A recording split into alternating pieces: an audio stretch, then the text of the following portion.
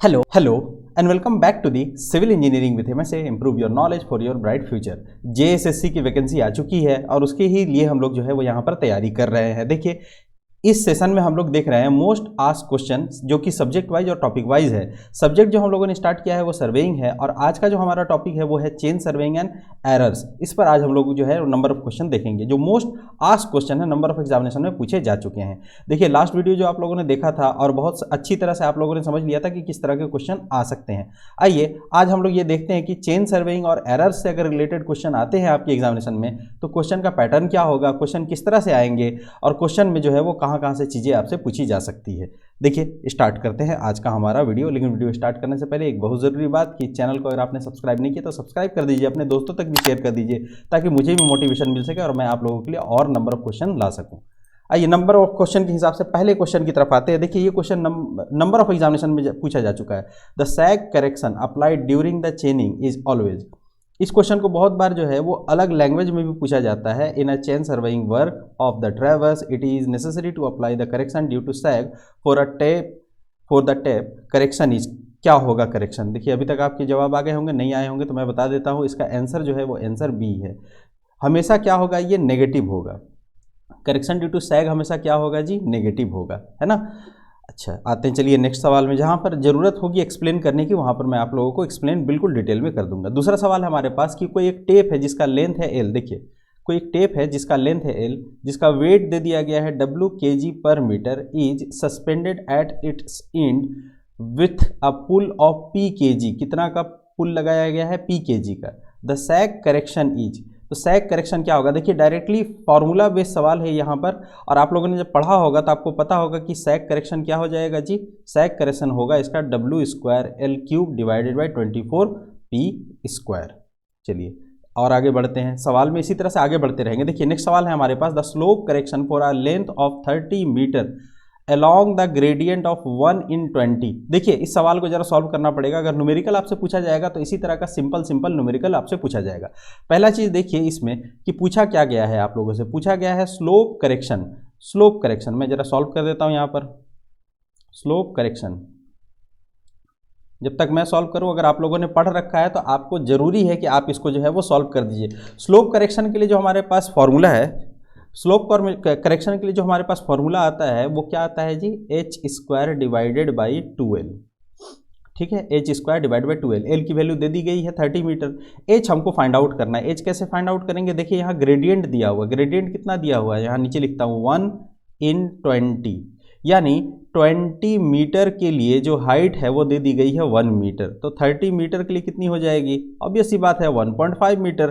तो h की value कितनी हो जाएगी आपको? 1.5। तो देखिए यहाँ पर इसको पुट करते हैं 1.5 का square divided by 2 into L की वैल्यू कितनी है हमारे पास 30।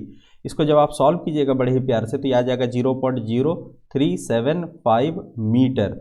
देखिए आंसर हमारा मीटर में तो है नहीं, सेंटीमीटर में है, तो इसको सेंटीमीटर में कन्वर्ट करेंगे हम लोग। तो सेंटीमीटर में कन्वर्ट करने के बाद कितना हो जाएगा? 3.75 सेंटीमीटर। तो इसका सही आंसर क्या हो जाएगा? 3.75 सेंटीमीटर। ठीक है, तो आंसर हमारे पास क्या निकल करके आ गया? इसका आंसर जरा चेक कर लेते हैं। इसका आंसर आ गया सी। सी क्या है? 3.75 सेंटीमीटर। देखिए जब भी आप सर्वेइंग पढ़ना स्टार्ट कर रहे हो आपको ये बात ध्यान रखना होगा कि जो हमारे पास सीरीज होता है ना उसको जरा सा याद रखिएगा। मैं थोड़ा सा एक बार आप लोगों को बता देता हूँ, ये एग्जाम पॉइंट है आप लोगों के लिए। याद रखिएगा इसका सीरीज किस तरह से होता है। यूनिट का kilo, hecto, deca, metre, deci, centi, centi और मिली। इन सब में जो डिफरेंस है वो 10-10 का डिफरेंस होता है। किलो और हेक्टो के बीच में 10 का डिफरेंस होगा, हेक्टो और डेका के बीच में 10 का डिफरेंस होगा, डेका और मीटर के बीच में 10 का डिफरेंस होगा, मीटर और डेसी के बीच में 10 का डिफरेंस होगा, और डेसी और सेंटी के बीच में क्या होगा डिफरेंस? 10 का डिफरेंस होगा। डिवीजन कितना का होगा? 10 का डिफरेंस होगा। सेंटी और मिली के बीच में डिवीजन कितना डिफरेंस कितना होगा? 10 का डिफरेंस होगा। देखिए जब आप किलो से, किलो सबसे बड़ी यूनिट है, यानी बड़ी यूनिट से आप छोटी यूनिट की तरफ जाइएगा तब जो है वो जीरो ऐड होंगे, है ना। जीरो क्या हो जाएंगे? ऐड हो जाएंगे। और जब आप नीचे से मिलीमीटर से आप किलोमीटर की तरफ जाइएगा तो जीरो आप क्या कीजिएगा? सब्ट्रैक्ट कीजिए। जीरो को आपको कम करना है। जैसे सपोज दैट अगर मैं आपसे पूछूं कि 1 मीटर, यहाँ लिखता हूँ, शायद आपको नहीं दिख रहा होगा, यहाँ किनारे लिख देता हूँ, यहाँ किनारे लिख देता हूँ। मैंने आपसे पूछा कि 1 मीटर बराबर कितना सेंटीमीटर होगा। तो देखिए जरा इस सीरीज में मीटर और सेंटीमीटर के बीच में डिफरेंस कितने का है, तो 1 metre is equal to 100 centimetre होगा। ठीक है, अगर उल्टा बात किया जाए तो क्या किया जाएगा, ये 10⁻⁻2 हो जाएगा यहाँ पर। ठीक है, तो मेरे ख्याल से ये बात आपको समझ में आ गई होगी। चलिए आगे बढ़ते हैं हम लोग। नेक्स्ट क्वेश्चन हमारे पास, the length of engineers chain is, length of engineer chain कितना हो जाएगा। ये तो आपको पता ही होगा, आप लोगों ने रट रुटा लिया है कि लेंथ ऑफ इंजीनियर्स चेन कितना होता है, 100 फीट होता है। देखिए यहाँ पर रुक करके मैं आपको एक बात बता देना चाहता हूँ, और वो बात क्या होगा थोड़ा सा याद रखिएगा इसको, कि देखिए चेन जो हमारे पास वेराइटी है उसको जरा मैं लिख देता हूँ। हमारे पास पहला वेराइटी होता है revenue chain, revenue chain, revenue chain ये कितना होता है, इसका लेंथ 33 फीट है ना। 1 डैश का मतलब क्या हो जाएगा, फीट। और इसमें लिंक कितने होते हैं, 16 लिंक, 16 लिंक होते हैं। दूसरा आपके पास चेन आता है गंटर्स चेन,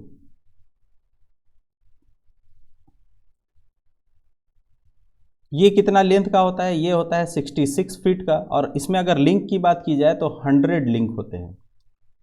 तीसरा आपके पास चेन आता है, याद रखिएगा चेन से बहुत ज़्यादा सवाल पूछा जाता है, जब आप चेन को डिफाइन कर रहे हो तो आपको पता होना चाहिए। तीसरा आता है आपका इंजीनियर्स चेन,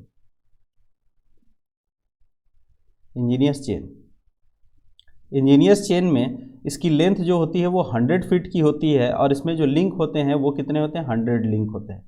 बिल्कुल आसान सीधा सीधा सा, इंजीनियर ज़्यादातर सीधे काम करते हैं तो याद रखिएगा बहुत सीधा सीधा सा हिसाब होता है। 100 फीट इसकी टोटल लेंथ होती है चेन की, और इसमें नंबर ऑफ लिंक्स कितने होते हैं, 100 लिंक्स होते हैं।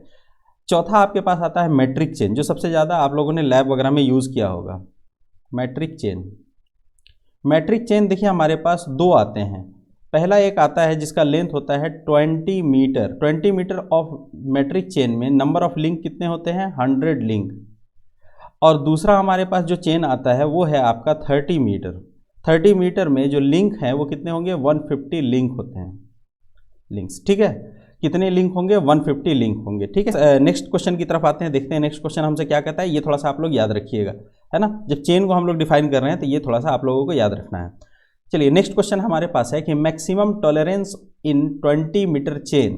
देखिए यहाँ पर आपसे पूछा गया है मैक्सिमम टॉलरेंस की वैल्यू 20 मीटर चेन के लिए। मैं आप लोगों को यहाँ पर बिल्कुल बता देता हूँ, मैट्रिक चेन अभी अभी आप लोगों को बताया मैंने कि एक तो 20 मीटर होता है और दूसरा क्या होता है आपके पास 30 मीटर का चेन होता है।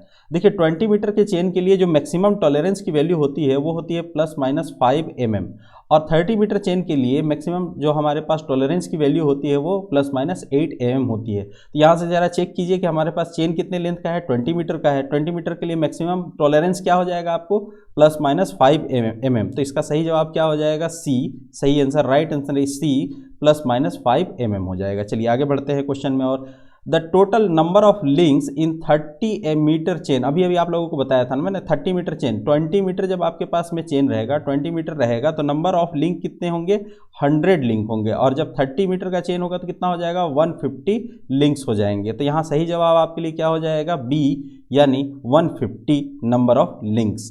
आइए फिर आते हैं, Invar tape is made of N alloy of. ये सबसे ज़्यादा सवाल पूछा जाता है कि इनवार टेप जो है वो किस एलॉय से मिल करके बना हुआ है। ये इनवार टेप जो है वो एलॉय से मिल करके बना होता है। तो किसका किसका एलॉय होता है, तो याद रखिएगा इसके लिए कि जो एलॉय होता है वो होता है आपका निकेल और स्टील का।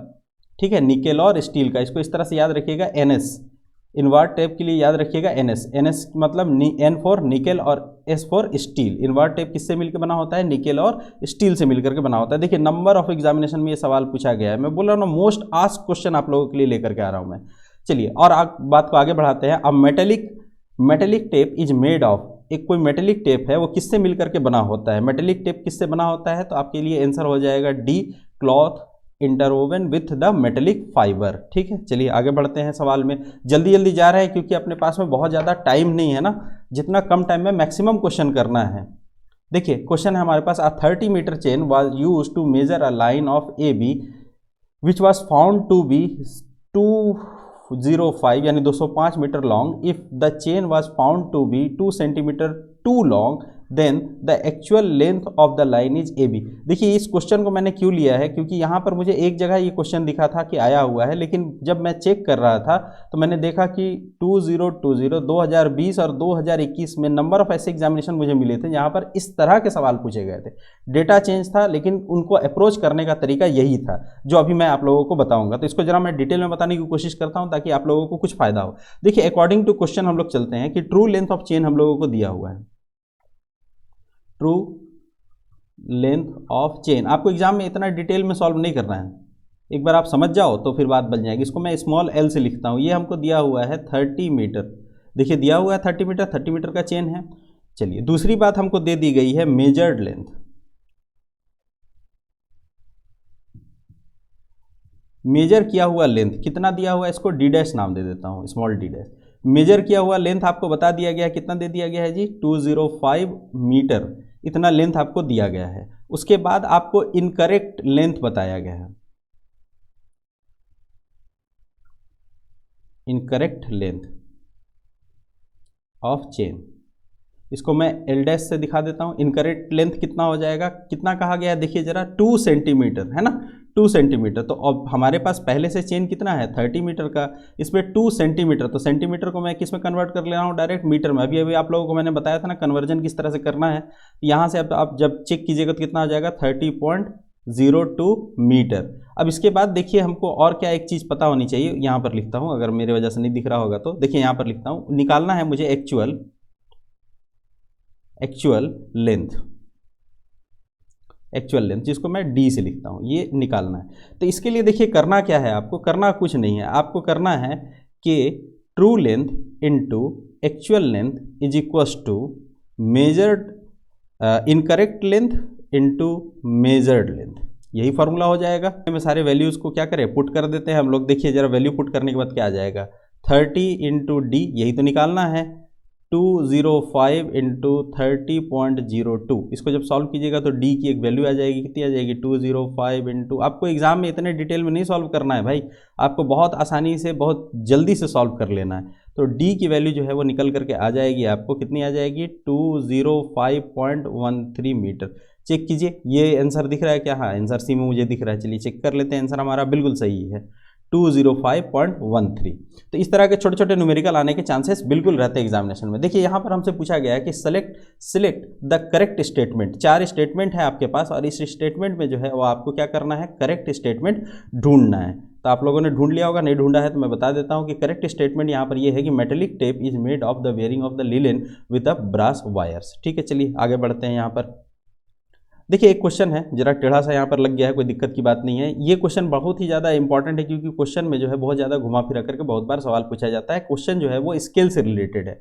याद रखिएगा कि अगर आपको 3 सक्सेसिव डायमेंशंस मेजर करना है तो किस स्केल के थ्रू आप कर सकते हो, या फिर आपसे ये पूछेगा कभी भी कि कौन सा ऐसा स्केल है जिसमें 3 यूनिट को शो किया जा सकता है, या फिर आपसे ये पूछेगा कि विच of the following is the 3 dimensional scale, ये आपसे बात पूछ लेगा। तो याद रखिएगा कि जो हमारे पास डायगोनल स्केल है, डायगोनल स्केल में हम लोग क्या करते हैं 3 डायमेंशंस लेकर के चलते हैं। अगर मैं एक छोटा सा डायग्राम बनाऊं तो आपको याद आ जाएगा, क्योंकि आप लोगों ने अपने सेमेस्टर सिस्टम में जब इंजीनियरिंग ग्राफिक्स पढ़ा होगा तब पढ़ा होगा ना जी। यहाँ पर कुछ इस तरह से हम लोग आगे बढ़ते थे, यहाँ पर कुछ ऐसे सीधी सीधी लाइनें होती थी, ठीक है, जिसको फिर बाद में हम लोग क्या करते थे, इस तरह से डिवाइड करते थे।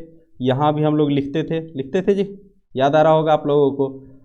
तो देखिए 3 डायमेंशंस होता था, 3 डायमेंशंस हम लोग यूज़ करते थे, किस में यूज़ करते थे, डायगोनल स्केल में यूज़ करते थे। चलिए आगे बढ़ते हैं हम लोग। यहाँ पर आंसर क्या हो जाएगा, इसका आंसर हो जाएगा आपका आंसर सी, यानी कि डायगोनल स्केल। चलिए आगे बढ़ते हैं। एक और सवाल हमारे पास, the length of ranging rod should be. देखिए रेंजिंग रॉड से रिलेटेड हमेशा सवाल आते हैं, और क्या क्या सवाल आते हैं जरा इसको समझ लीजिए।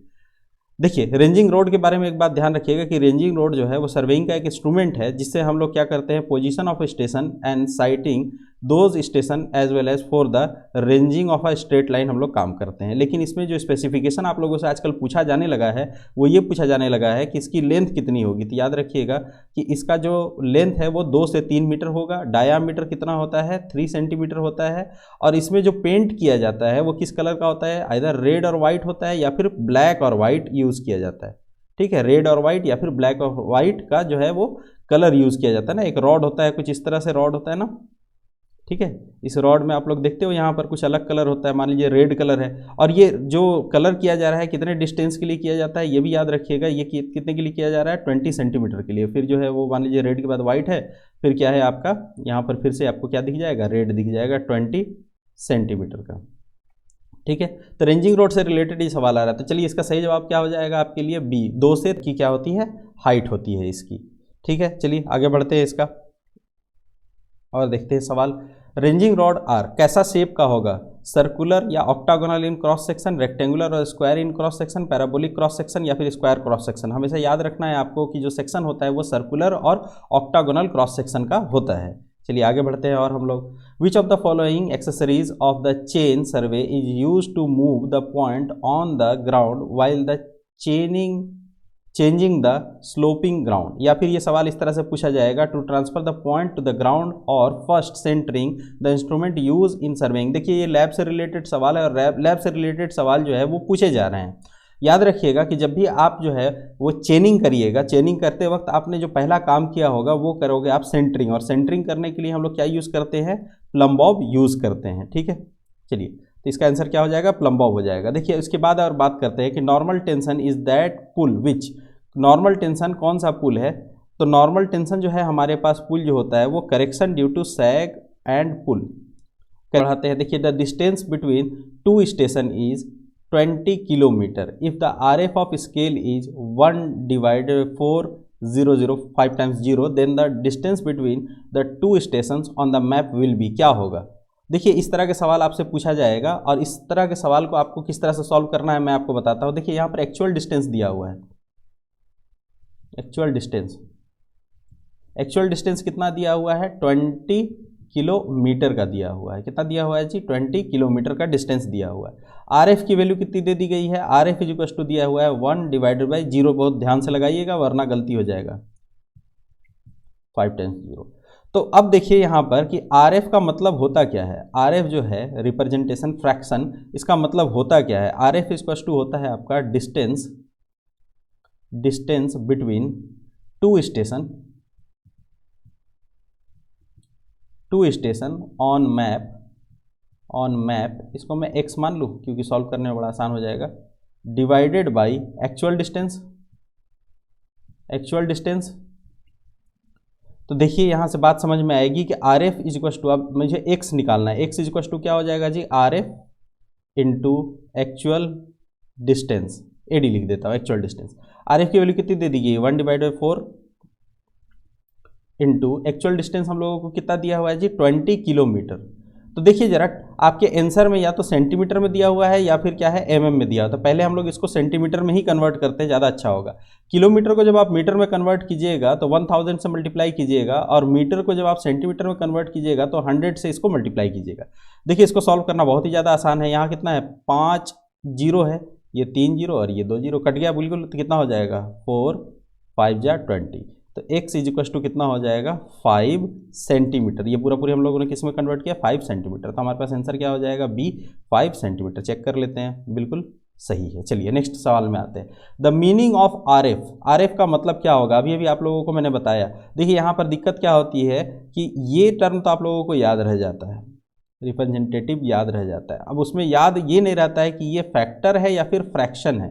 याद रखिएगा RF का जो फुल फॉर्म होता है उसमें होता है रिप्रेजेंटेटिव फ्रैक्शन होता है। तो यहाँ सही जवाब क्या हो जाएगा आपके लिए सही जवाब हो जाएगा बी, रिप्रेजेंटेशन फ्रैक्शन। अब जरा सा एक बात और समझ लीजिए कि 1 अगर स्मॉल वैल्यू है तो स्केल हमेशा आपका बड़ा होगा, RF की वैल्यू ज़्यादा होगी, और 1 डिवाइडेड बाई अगर कोई लार्ज वैल्यू है तो स्केल क्या होगा आपका छोटा होगा, और RF की वैल्यू भी क्या होगी, छोटी होगी। ये आपका एक तरह से एग्जाम पॉइंट है। चलिए नेक्स्ट बात करते हैं हम लोग। From the following which one is not a personal error, इसमें से कौन सा ऐसा एरर है जो कि पर्सनल एरर नहीं है। मेरे ख्याल से अभी तक आपका जवाब आ गया होगा, अगर नहीं आया तो मैं बता देता हूँ, eccentricity of the vernier. Eccentricity of the vernier जो एरर है वो इंस्ट्रूमेंट का एरर है, ये कोई पर्सनल एरर नहीं है। चलिए आगे बढ़ते हैं। देखिए उसके बाद है कि error occurred due to the faulty adjustment of the instrument और डिवाइस इज नोन एज, अगर फॉल्टी एडजस्टमेंट है किसी डिवाइस का तो उस तरह के एरर को आप क्या नाम दीजिएगा, उस तरह के एरर को हम लोग नाम देते हैं इंस्ट्रूमेंटल एरर। ऐसा एरर जो कि इंस्ट्रूमेंट के एडजस्टमेंट फॉल्टी एडजस्टमेंट की वजह से कोई अगर एरर आ जाए। उसके बाद आते हैं हम लोग जरा सा कि scale is read in metre decimetre, the first major division of the scale shall be divided into. याद रखिएगा ये आरआरबी जेई में पूछा गया है और इस तरह के सवाल जो है जेई के एग्जामिनेशन में जरूर पूछे जाते हैं ताकि बच्चों को थोड़ा सा यूनिट पता हो जाए। देखिए कि अगर कोई आपका स्केल बना हुआ है जो कि मीटर में है और डेसीमीटर में है, तो देखिए जब भी हम लोग स्केल बनाते हैं तो पहले तो जरा लिख लेता हूँ मैं फिर से वही समझाने के लिए आपको, kilo, hecto, deca, metre, deci, centi, milli. तो अब जरा देखिए कि मीटर और डेसी के बीच में जो डिफरेंस है वो कितना है, 10 डिफरेंस है। अगर मैं कोई नॉर्मल प्लेन स्केल बनाऊं, थोड़ा सा सीधा बनाने की कोशिश करता हूं, प्लेन स्केल बनाऊं तो आपको ये पता है ना, मान लीजिए जैसे मुझे बनाना है 3 मीटर का स्केल, तो हम लोग इसको जो है 3 डिवाइड करते थे, ये पहला वाला भी 1 मीटर, ये दूसरा, ये तीसरा मीटर, और पहला वाला जो 1 मीटर था फिर इसको क्या करेंगे, इससे जस्ट छोटी यूनिट पर हम लोग क्या करेंगे, डिवाइड कर देंगे। तो देखिए मीटर से जस्ट छोटी यूनिट कौन सी है, डेसीमीटर, और डेसीमीटर और मीटर के बीच में जो डिफरेंस है वो कितने का है, 10 का है। तो इसको हम लोग कितने पार्ट में डिवाइड करेंगे, सामने वाला इसको हम लोग क्या करेंगे, 10 पार्ट में डिवाइड करेंगे, तो 10 इक्वल पार्ट्स इसका सही आंसर हो जाएगा। चलिए और देखते हैं हम लोग नेक्स्ट सवाल हमारे पास, map is mention scale 1 centimetre is equal to 1 kilometre, है ना। कोई मैप है जिसमें ये कहा गया है कि 1 सेंटीमीटर बराबर 1 किलोमीटर है, तो कह रहा है कि स्केल रेशियो क्या होगा। देखिए जरा समझने की कोशिश कीजिए, 1 centimetre is equal to 1 kilometre, कोई इंजीनियर स्केल की बात की जा रही है ना। तो देखिए 1 सेंटीमीटर को जब 1 किलोमीटर में हम लोग कन्वर्ट करेंगे तो 1 सेंटीमीटर इज इक्वल टू क्या हो जाएगा, 1 किलोमीटर को सबसे पहले मैं मीटर में कन्वर्ट करूँ तो कितने से गुना करूँगा इसको, 1000 से, और फिर मीटर को मैं सेंटीमीटर में जब कन्वर्ट करूँगा तो 100 से मल्टीप्लाई करूँगा, तो 1 सेंटीमीटर इज इक्वल टू कितना हो जाएगा, देखिए 3 और 2 5, तो 1 सेंटीमीटर को जब हम 1 किलोमीटर को जब सेंटीमीटर में कन्वर्ट करना चाहेंगे तो 10 टू द पावर 5 हो जाएगा, और ये 10 टू द पावर 5 जब हो जाएगा इसका मतलब क्या होगा कि 1 divided by 10 to the power 5, इस वाले बात के हिसाब से इसका मतलब जो रेशियो होगा वो क्या हो जाएगा, रेशियो कौन सा रेशियो, स्केल रेशियो क्या हो जाएगा, 1:10 टू द पावर 5। यहाँ बस कन्वर्जन हुआ है ना, 1 किलोमीटर को हम लोगों ने किस में कन्वर्ट कर लिया है, सेंटीमीटर में कन्वर्ट कर लिया है ना, अब ये सेंटीमीटर बन गया, तो क्या हो जाएगा जी इसका आंसर सी जो है वो करेक्ट आंसर हो जाएगा इसका। चलिए ठीक है, देखिए यहाँ तक हम लोगों ने कुछ क्वेश्चन को सॉल्व किया। नेक्स्ट जब हम लोग मिलेंगे तो कंपास सर्वेइंग से रिलेटेड क्वेश्चन को सॉल्व करेंगे। तो उम्मीद है कि यहाँ तक बात आपको समझ में आई होगी और आपको समझ में भी आ गया होगा कि इस चैप्टर से आपको अगर पढ़ाई करनी है, एग्जामिनेशन के लिए प्रिपरेशन करना है तो किस तरह से प्रिपेयर होना पड़ेगा। चलिए मिलते हैं नेक्स्ट क्लास में, तब तक के लिए आपको क्या करना है कि अपने दोस्तों तक जो है इस वीडियो को बहुत ज़्यादा शेयर करना है ताकि मुझे भी मोटिवेशन मिल सके और मैं जल्दी से जल्दी आप लोगों के लिए क्या कर सकूँ, एक टेलीग्राम का चैनल बना सकूँ और ये जो हमारे रिकॉर्डेड सेशन है वो क्या हो सके, लाइव आ सके आप लोगों के साथ, ताकि थोड़ा उसमें भी जो हम लोग डिस्कस कर सके। चलिए मिलते हैं नेक्स्ट वीडियो में, तब तक के लिए क्या करिए, पढ़ते रहिए, अपना ख्याल रखिए, अपनों का भी ख्याल रखिए। Thank you for watching.